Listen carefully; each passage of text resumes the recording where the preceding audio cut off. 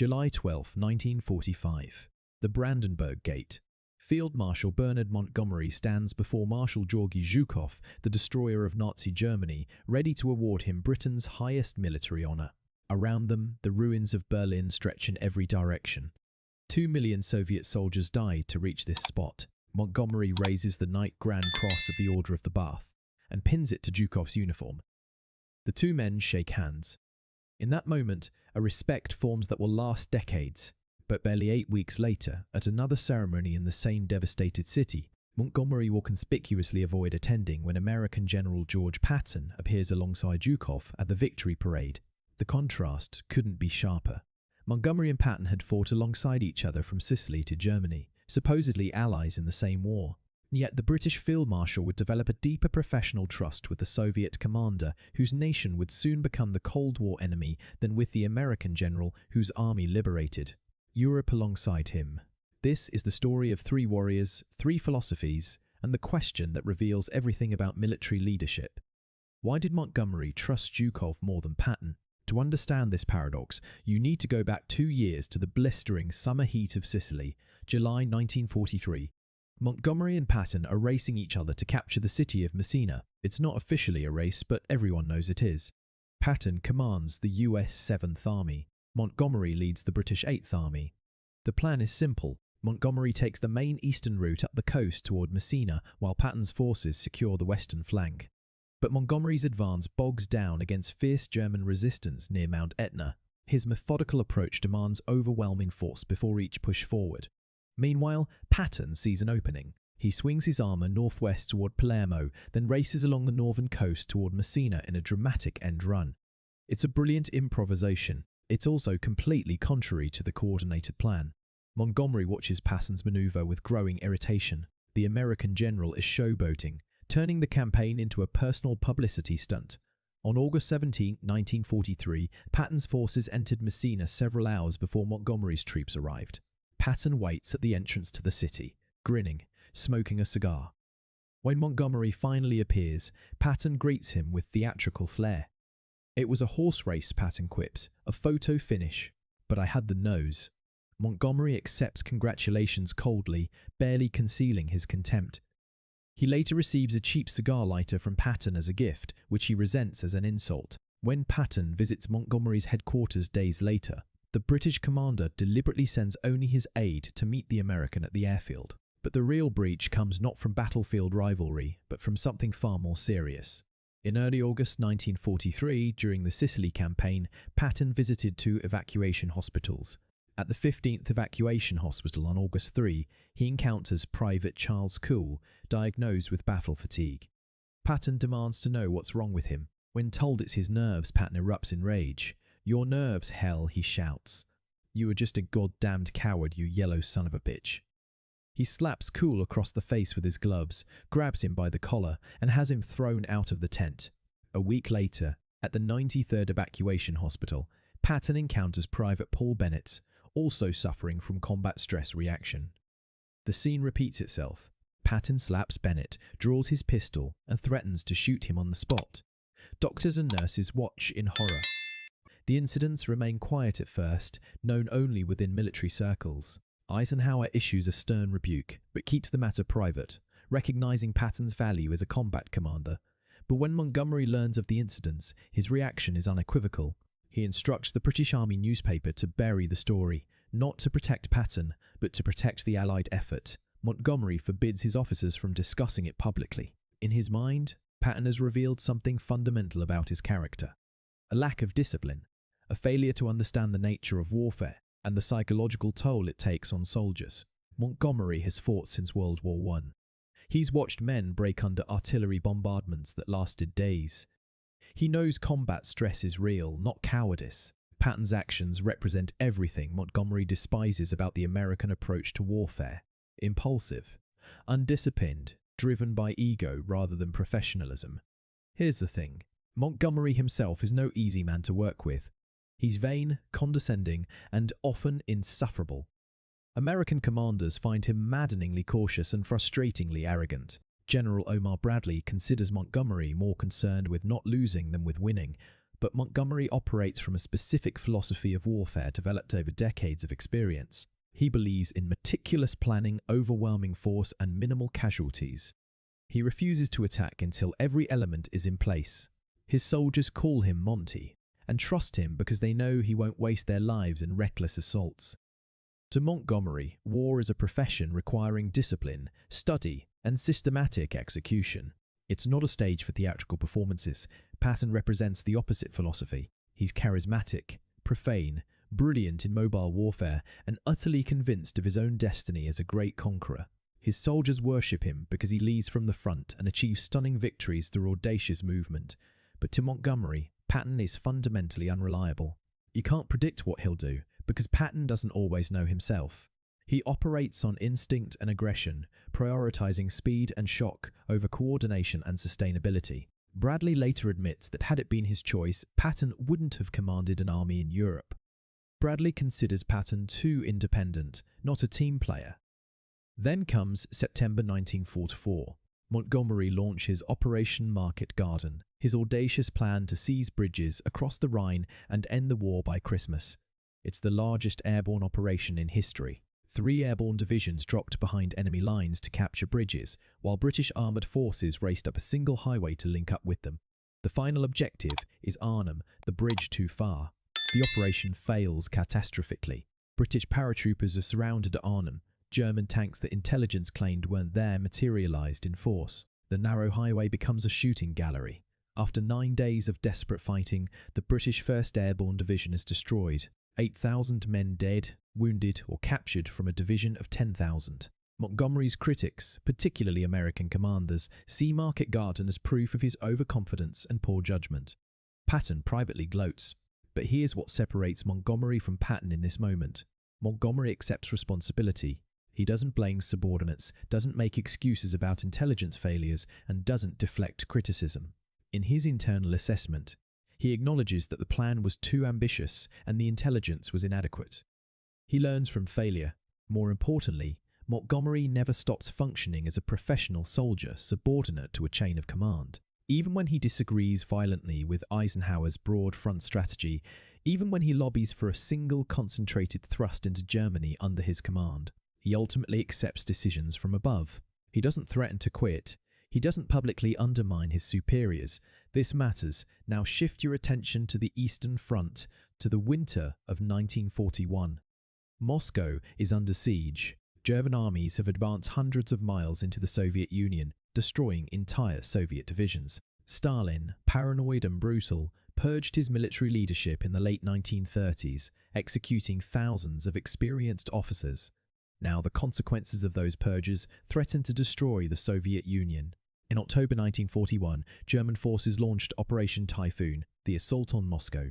Stalin summons Georgy Zhukov, his most effective commander, and puts him in charge of defending the capital.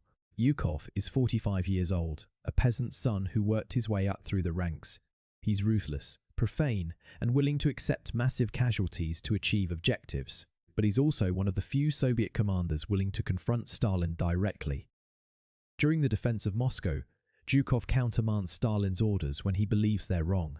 He demands resources Stalin wants to withhold. He argues, shouts, and refuses to back down when he knows military reality contradicts political wishes. Stalin could have him shot for this insubordination. Instead, Stalin listens, not because he respects Zhukov personally, but because he needs him. Zhukov delivers results. He halts the German advance at Moscow, then launches the first successful Soviet counteroffensive of the war. Over the next 4 years, Zhukov commands the defense of Leningrad, plans the encirclement at Stalingrad, orchestrates the victory at Kursk, and leads the final assault on Berlin. His tactics are often brutal. Soviet casualties under his command are staggering. But he wins every major engagement he commands. Here's the critical difference between Zhukov and Patton that Montgomery recognizes. Zhukov's ruthlessness serves strategic objectives, not personal glory. When Zhukov orders waves of infantry across minefields to clear paths for tanks, he's not being cavalier with lives. He's calculating the cost against the objective in a war of annihilation where hesitation means defeat. He accepts personal responsibility for those decisions. He doesn't deflect blame or dramatize his own role. After the war, When Stalin turns against him out of jealousy and fear, Zhukov doesn't rebel. He accepts exile to provincial commands, waits, and returns to prominence after Stalin's death. This is the behavior of a professional soldier who understands his place within a system, even when that system treats him unjustly. By contrast, Patton's behavior in 1945 alarms Allied command. As the war ends, Patton begins making inflammatory statements about the Soviet Union. He tells reporters the United States should immediately rearm German forces and attack the Soviets before they consolidate control of Eastern Europe. "We promise the Europeans freedom," Patton says. "It would be worse than dishonorable not to see they have it." He claims his Third Army could defeat the remaining Soviet forces in Europe in 6 weeks. He describes Russians in increasingly racist terms. To Patton, the Cold War had already begun, and he wanted to fight it immediately, regardless of political considerations or the exhaustion of Allied forces. These statements create diplomatic nightmares. Eisenhower repeatedly warns Patton to control his public comments, but Patton can't help himself. At a dinner with Soviet officers in September 1945, when a Russian general proposes a toast to Allied friendship, Patton gives a speech that barely conceals his contempt for the Soviets. The message is clear. Patton views the alliance with the Soviet Union as a temporary necessity, now ended. He sees Russians as the next enemy and makes no effort to maintain diplomatic courtesy. For Montgomery, this behavior confirms everything he believes about Patton. The American general is a brilliant battlefield tactician, but a political liability. Someone whose personal views and lack of diplomatic discipline make him dangerous in the complex post-war environment. Then comes July 12, 1945. The ceremony at the Brandenburg Gate. Montgomery meets Zhukov officially for the first time. The two men stand amid the rubble of Hitler's capital. Neither speaks the other's language fluently, so interpreters facilitate their conversation. But something remarkable happens in this meeting. Montgomery recognizes in Zhukov a kindred spirit, not in tactics or personality, but in fundamental military professionalism. Zhukov represents the ultimate military professional. He's risen from poverty through merit, commanded armies of millions, defeated the Wehrmacht in the largest battles in human history, and remained subordinate to political authority even when that authority was monstrous. He doesn't self-promote. He doesn't give inflammatory political speeches. He executes his orders, accepts responsibility for outcomes, and operates within the chain of command. Montgomery sees all of this. When he pins the Knight Grand Cross on Zhukov's uniform, he's acknowledging not just Zhukov's achievements, but his professional conduct. The two men develop a mutual respect, based on a shared understanding of what it means to be a senior military commander.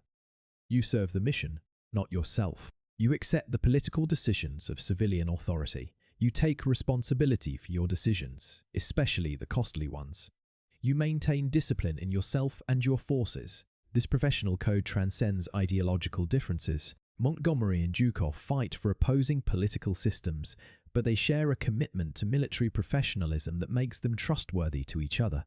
On September 7, 1945, came the Allied Victory Parade in Berlin. The event should showcase Allied unity.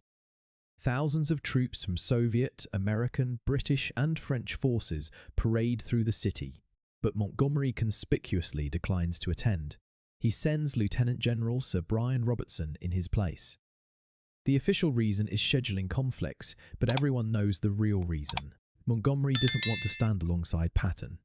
The American general's recent inflammatory statements about the Soviets have made the diplomatic situation tense. Montgomery views Patton's presence as needlessly provocative and unprofessional. The parade goes forward without Montgomery. Patton attends, stands beside Zhukov, and watches the Soviet forces demonstrate their new IS-3 heavy tanks. The atmosphere is cordial on the surface, but tense underneath. Patton makes it through the ceremony without incident, but his presence highlights the growing divide between American and Soviet positions. Montgomery's absence speaks volumes. He trusts Zhukov to behave professionally. He doesn't trust Patton to do the same. What happens next proves Montgomery's assessment correct. In December 1945, barely 3 months after the Victory Parade, Patton died from injuries sustained in a car accident in Germany. The circumstances remain controversial, with some claiming an assassination, but the official investigation concludes it was an accident. What's undeniable is that by the time of his death, Patton had become a political liability. His public statements about the Soviets, his reluctance to implement denazification policies in his occupation zone, and his general lack of diplomatic restraint have made him more problem than an asset. Eisenhower had already decided to relieve Patton of command of the Third Army before the accident. Patton would have returned to the United States without a combat command. His career effectively ended by his inability to transition from warrior to peacetime commander. Meanwhile, Zhukov faces his own post-war trials. Stalin, jealous of Zhukov's popularity and fearful of his prestige, demotes him and sends him to obscure commands far from Moscow. Zhukov accepts this treatment without public complaint. He waits. When Stalin died in 1953, Zhukov returned to prominence, helped Nikita Khrushchev consolidate power by arresting secret police chief Lavrentiy Beria, and briefly served as Minister of Defense. Even then, when Khrushchev turns against him in 1957, Zhukov again accepts demotion without rebellion. He retires to write his memoirs, carefully praising Stalin's wartime leadership, even while subtly revealing its flaws. He died in 1974, honoured as a war hero but never a political threat. Montgomery continues his career, serving as Chief of the Imperial General Staff and later as Deputy Supreme Allied Commander Europe for NATO. He maintains good relationships with both Eisenhower and Zhukov throughout the Cold War. When he publishes his memoirs in 1958, he criticizes many Allied commanders harshly, including Eisenhower, creating diplomatic incidents that force him to apologize. But his assessment of Zhukov remains respectful, even admiring. He described Zhukov as a most able soldier who commanded under extraordinarily difficult circumstances. Montgomery never writes similar praise of Patton. Here's what Montgomery understood that many miss. Trust between military commanders doesn't derive from personal friendship or ideological alignment. It comes from predictability, professionalism, and shared understanding of proper conduct. Montgomery could predict how Zhukov would behave because Zhukov operated according to consistent professional principles. He couldn't predict how Patton would behave because Patton's actions were driven by emotion, ego, and personal belief rather than disciplined adherence to military professionalism. This made Patton dangerous to rely upon, even when he was brilliant on the battlefield. The contrast reveals itself most clearly in how each man handled disagreement with superiors. Montgomery argued fiercely for his strategic views but accepted decisions once made. Zhukov confronted Stalin directly when military necessity demanded it, but never threatened the chain of command. Patton undermined decisions he disagreed with, gave inflammatory public statements, and generally acted as though his personal judgment superseded orders from above. This wasn't courage or independence, it was indiscipline. And indiscipline, however brilliant, makes a commander unreliable. There's another dimension to Montgomery's trust in Zhukov. Both men understood the true cost of warfare in a way Patton never did. Montgomery had survived the trenches of World War I, where entire British divisions were destroyed in single battles. Zhukov had watched millions of Soviet soldiers die defending their homeland against an enemy determined to exterminate them. Both men knew that casualties weren't abstractions or statistics. They were real human beings whose lives were the currency of military decisions. When Montgomery planned operations with excruciating care, accepting slower progress to minimize losses, he was honoring that understanding. When Zhukov accepted massive casualties in operations like the assault on Berlin, he was calculating within a different equation but with the same fundamental respect for the weight of those decisions. Patton, for all his brilliance, seemed to view war as a grand adventure, an opportunity to prove his destiny as a great conqueror. His rhetoric glorified violence, celebrated aggression, and treated casualties as inevitable consequences of glorious combat. He could inspire soldiers to extraordinary feats of courage, but he couldn't inspire trust among fellow commanders who recognized that war should be conducted with grim determination, not theatrical enthusiasm.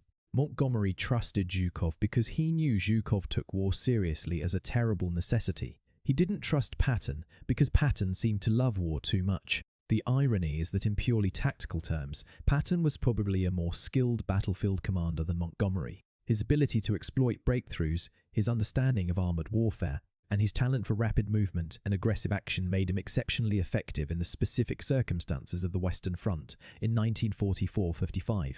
Montgomery's cautious, methodical approach often seemed prodding by comparison. But military command requires more than tactical brilliance. It requires judgment, discipline, reliability, and understanding of how military operations serve political objectives. On these dimensions, Montgomery found Zhukov trustworthy and Patton problematic. History has been kinder to Patton than Montgomery expected. Patton has become an icon of American military culture, celebrated for his quotable aggression and dramatic victories. Montgomery is often remembered as a vain, difficult personality whose cautions slowed Allied advance. But Montgomery's assessment wasn't about popularity or dramatic appeal. It was about trust. And trust isn't built on brilliant moments. It's built on consistent professionalism, disciplined conduct, and reliable judgment. The relationship between Montgomery and Zhukov continued long after the war. The two men exchanged letters, met occasionally at military ceremonies, and maintained mutual respect across the Iron Curtain. Where Montgomery published criticisms of Allied strategy, Zhukov refrained from public comment. When Zhukov fell from Stalin's favour, Montgomery expressed private concern for his Soviet counterpart's treatment.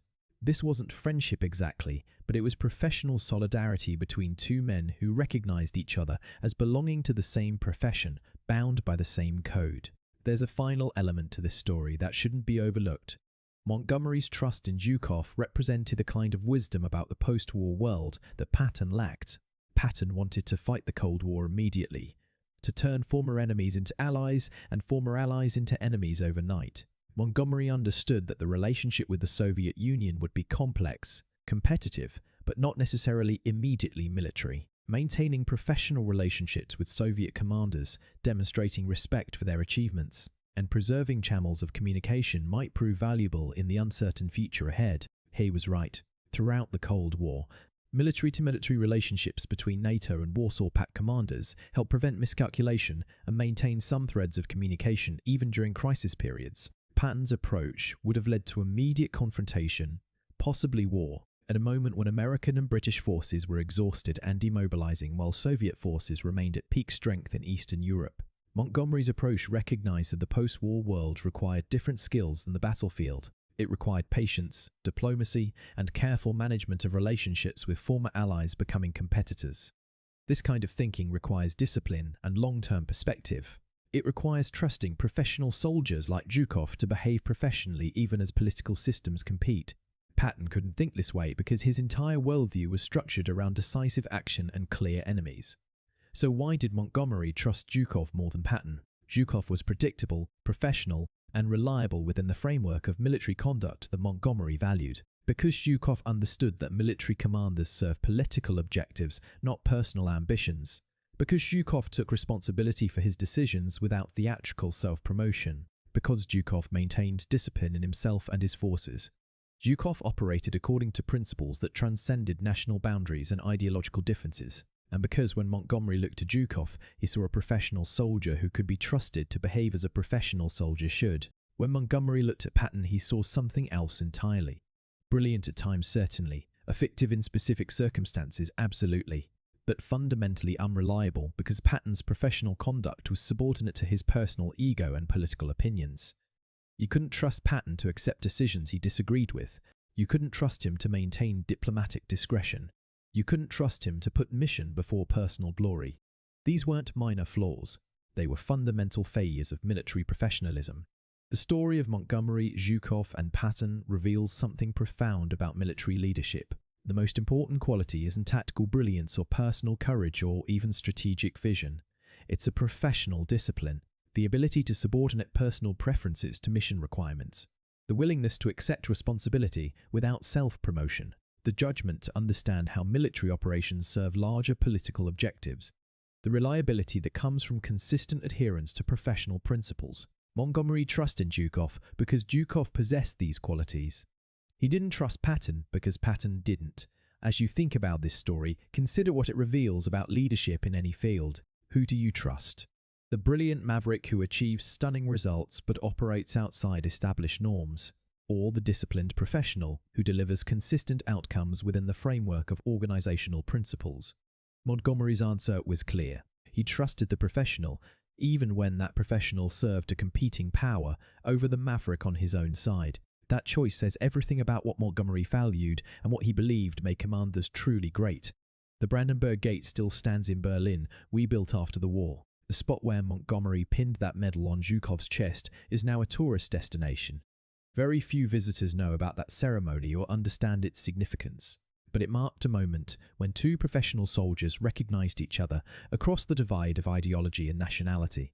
bound by shared commitment to military professionalism. That recognition, that trust, tells us more about leadership and judgment than 1,000 battlefield victories ever could.